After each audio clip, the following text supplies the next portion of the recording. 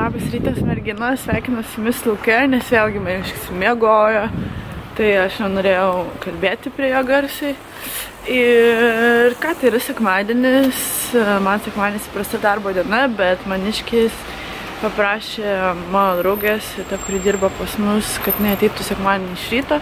Ir tai mes galėtume pailsėti, tai jinai 9 ryto varė dirbti. Ir aš, kaip matėt, dar nieko nevalgiau šiandien, bet kadangi yra rytas ir aš nemėgstu pilnų skrandžių varys sportuoti, o kaip jau supratot, varau į sportą. Taigi, sveikos merginos, ir kaip aš pastebėjau nuo vlogų darymo pradžios, nuo pat pirmos gruodžio dienos, nėra dienos be kažkokių nesąmonių ar, nežinau, kažkokių negerų dalykų. Aš variu į džymą, kaip ir matėt, dariau valandą kardio pratimus, tada pradėjau daryti apsus, pasidariau sėdmenim tos raumenis, tada pradėjau apsus daryti ir mano darbuotojas skambina ir sako, tavo draugas man skambino ir tavęs ieškojo, ne tavęs ieškojo, manęs ieškojo, tipo, kad į darbą eit, sakau, tai ko tu nedarbe? Sako, tai aš supratau, kad tu tipo, man pasakei nevaryt, sakau, nu kaip tik aš tau sakiau varyt, sakau, nes aš varysiu draugės po to, po pietų aplankyti šiandien. Tai sako, aš nedarbe, o pas mus, kai yra, tarkim, 3 grupės darbe, tai neįmanoma, tarp vienam žmogui dirbti. Tai maniškis buvo vienas, tai aš greitai, ačiū Dievui, kad salė nuo darbo yra 2 minutės bėgom, kaip šiandien supratau. Tai pasiėmiau greit viską, nutraukiau savo appsų seriją ir, žodžiu, išbėgau gelbėti draugui. Tai man tokia nesąmonė gavosi. Tai laukiu tada dabar darbuotojas ir varysiu namo į dušą, nes aš, kaip matot, esu su savo dar sportinę aprangą. Kaip ir sakiau, laukiu darbuotojas, ir parodysiu, jinai šiandien ryte dar buvo darbe. Ir išpakavo savo dovaną, tai jinai gavo vitaminų. Ir šie vitaminai yra visiškai 100% natūralūs. Tai va čia yra jų sudėtis, na aišku, čia neįdomu skaityti, bet tiesiog norėjau pasakyti, kad visa tai yra natūralu. Tai va, tai kad sveika sutiktų naujus metus. Tai va, tokia dovanėlė, savo advento kalendorių turėsiu atidaryti rytoj. Tai tada pažiūrim kartu arbatos kalendorių. Kadangi man atrodo šios dienos video nesigaus žiauriai įdomus ir su labai daug kažkokių įvykių. Tai kokia šiandiena? 4. Tai jau, žiūriu 4 dieną. Ir aišku, dėžutė atrodo kaip ir visos dėžutės. Gera. Nežinau, ar matysit, jo turėtų fokusuoti. Šitą linzę kom gera, kad jinai automatiškai fokusuoja, bet naktį labai lėvai rodo. Tai va, arbata yra Gingerbread Man. Tai yra juoda arbata su vėl to kanelė, žodžiu, kaip ir praeita arbata, bet neprisimenu, kaip kanelė yra lietuviškai. Jau antra arbata su to kaneliu, bet vis tiek mokat angliškai, kanelė irgi man atrodo angliškai yra, tai žinot kas yra. Ir su imbieru. Tai žiauriai fainai, ragausim šitą arbatą. Tai va, kaip ir sakiau, laukiu savo darbuotojas, jinai neužilgo turėtų atvaryti ir aš tada varysiu greit namo, palysiu po dušu. Nežinau, ar aš spėsiu ką nors užkasti ir grįšiu vėl į darbą, nes maniškai šiandien varo į stadioną, yra varžybos ir aš turėsiu dirbti iki 10 vakaro maždaug, tai yra sekmadienis, mano normali diena darbo. Ir, nežinau, visi planai tada susijaukia, nes galvojau, normaliai po sporto grįšiu, ką nors pagaminsiu, jums parodysiu, ką nors paprasto ir skanaus, bet, nesigavo iš tikrųjų. Tai nieko tokio. Tai ką, tada susimatys, man atrodo, jau namuose. Film? Ouais. D'accord, c'est bon? Ouais. Taigi, so today I'm very nervous and so I need something nice that happens to me, so I'm gonna open my gift today. 2 gifts that's you cannot open the next few days. Because after when I come back I'll open. Okay. Okay, so today is the day. So normally it's day 4, but I will open 5 because I didn't tell you guys I'm going to Budapest tomorrow. Okay. It's hard. It's not one thing. Oh, c'est quoi? Oh, j'ai trop faim, il y a des chocolats. Look at the name. Lakérol. Look at the taste. Oh,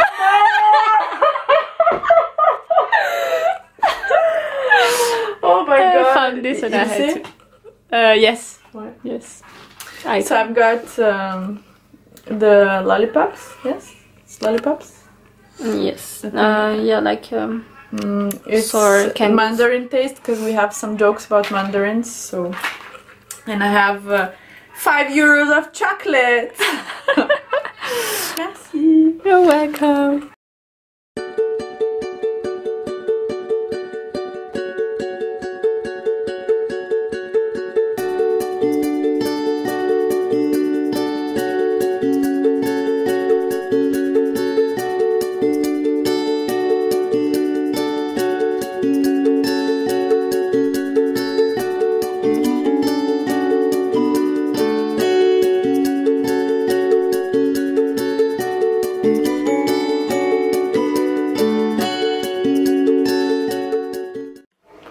Labas merginos, tai ką, aš esu jau lovai ir šiandien yra, jau nepaskaičiuoju dienų, bet man atrodo 4 dienos vakaras.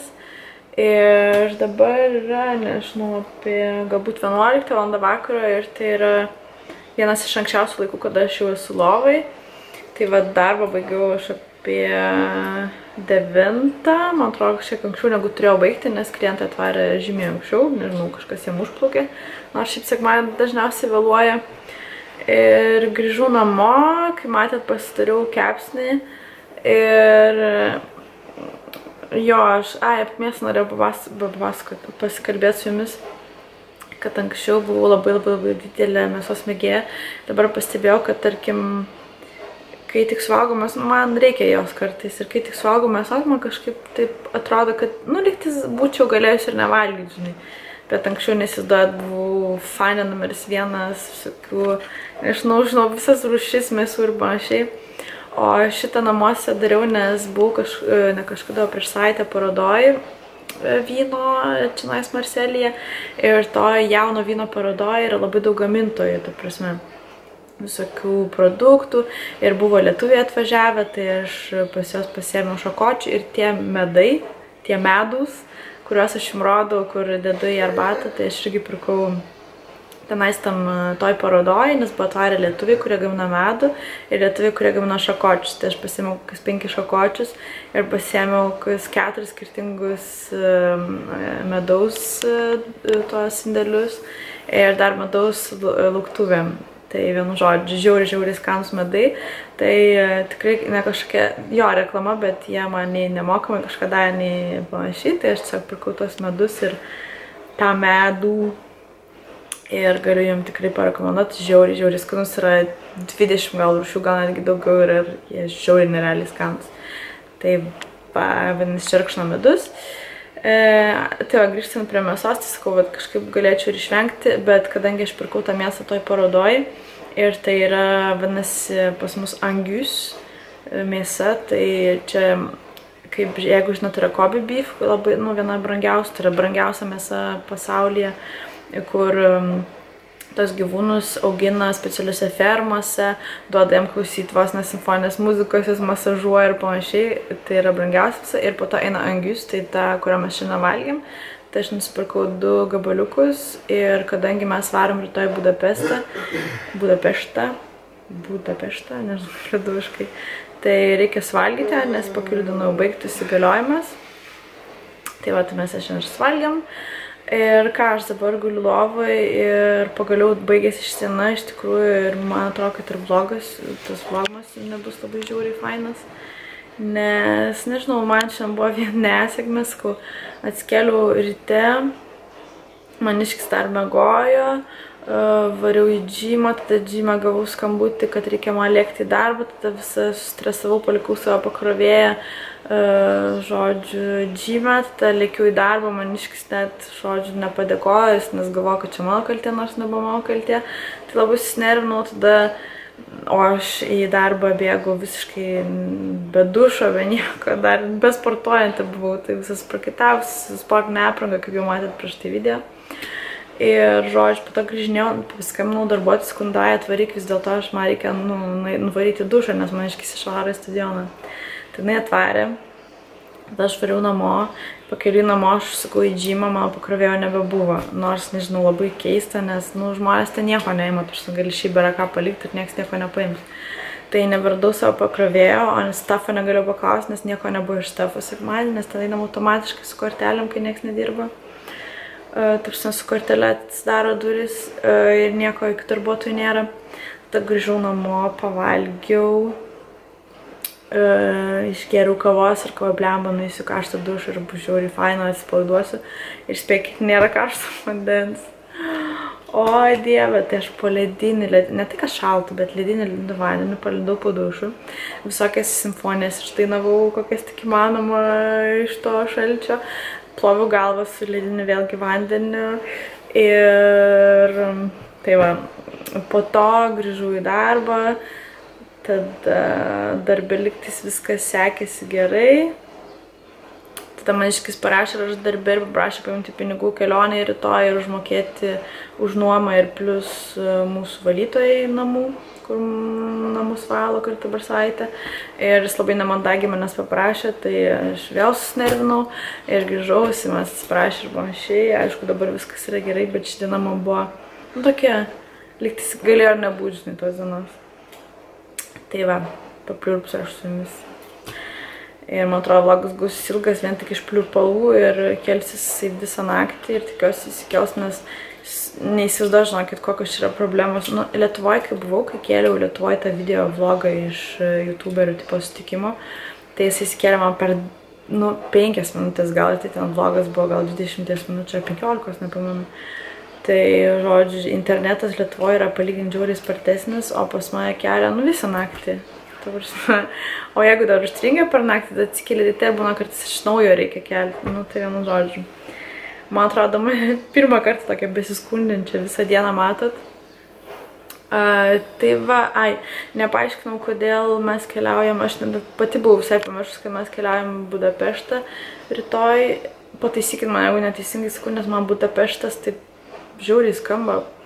Budapest, angliškai lygtis, žodžiu, nesvarbu.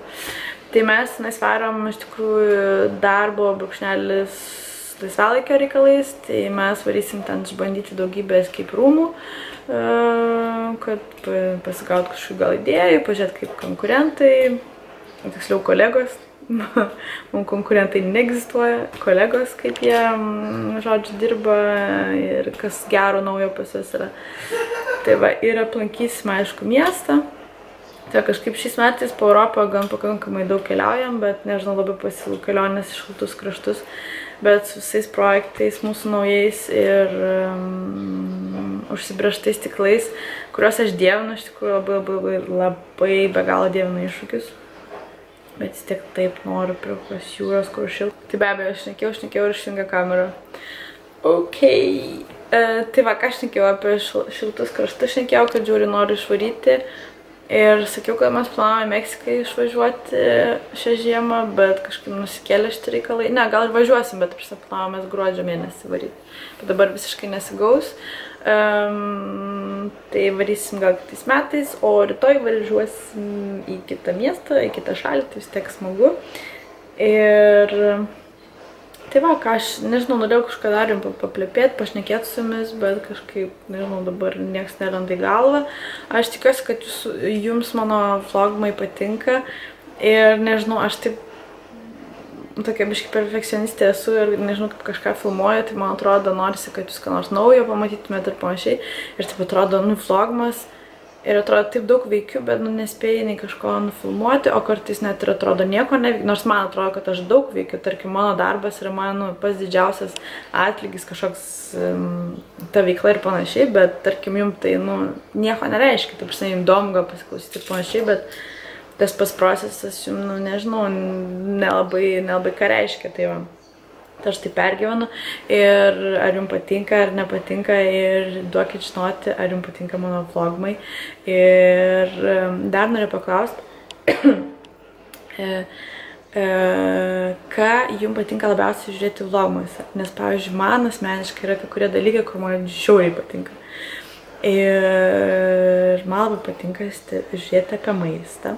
Man labai patinka, kai panas šneka kažkokiais motyvuojančiam temam. Patinka, kai rodo, ką nusipirko, žiauriai šitas patinka. Mažiausiai patinka apie kosmetiką, nes tiesiog man tai nėra labai aktualu, bet aš tiesiog nežiūriu. Ir va, tai duokit žinoti, ką jums labiausiai patinka žiūrėti vloguose ar vlogime. Ir netgi galbūt kažkam temam norit, kad aš pakalbėčiau, tai aš būtinai jomis pakalbėsiu. Tai tom dienom, kaip, tarkim, ten labai daug ko įdomaus nespėsiu nufilmuoti, o kai galėsiu, va, tarkim, ramiai vakarė atsisėsti ir su jumis paplepėti, tai duokit žinoti, apie ką norit, kad aš pakalbėčiau su jumis. Tai va.